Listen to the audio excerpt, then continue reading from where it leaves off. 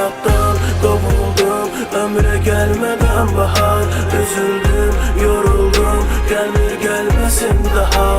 Ucuz dünyaya diyesen bu defa gelmişem bahar. Gedin deyin onlara, mən yalnız biriyəm. Hayattan kovuldum, ömre gelmeden bahar.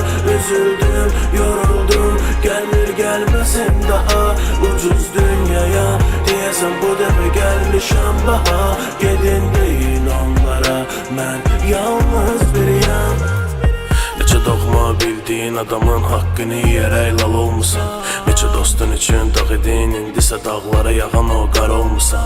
Yoxluq içində yox olmusan, varlıq olanda da var olmusan. Soruşsaz deyər bəlkə də sevgilin içində vəfasız yar olmusan. Neyse dostum, ümid edirdin ki bir gün gələcək. Hardan biləsən yaşadığın həyat gülen üzünü bir də güldürməyəcək. Hər şeyi özünə etiraf etsən də içindəki alovu söndürməyəcək. İntihar eləməyə cəhd eləsən də öldürməyən həyat öldürməyəcək. Hayattan kovuldum, ömre gelmeden bahar.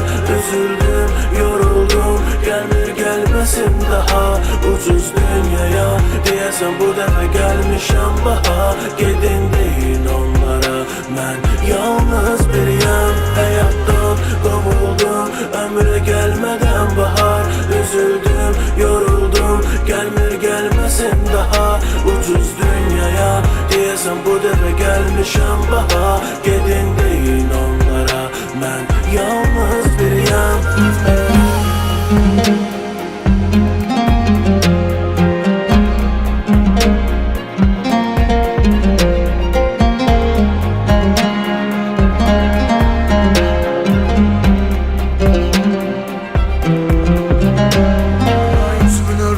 Dönen bu dünya məni saymır, səni bəsayar mı? Geceləri gündüzləri dünyanı yaradan Tanrı üzvə baxar mı? Gel sen divarlarımdan yapış, öldürür bu həsrət ağrısı. Sözləri bitən şairlərim gece yarısında hüzün yanğısı. Gel sen gecələrimə səhər oldun, bu dünyamı bir dəfə gəl bax. Yaşamaq ağrısından dərd çəkirəm hər gün hələ də. Ölmədim amma ki halsız diriyəm, milyonlardan yalnız biriyəm.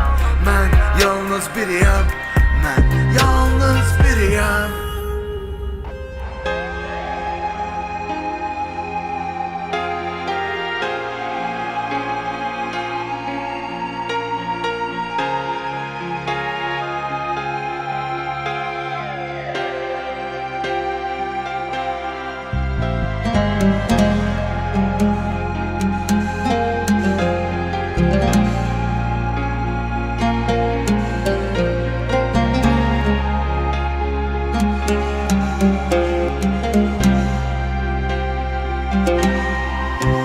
Hayattan kovuldum, ömre gelmeden bahar.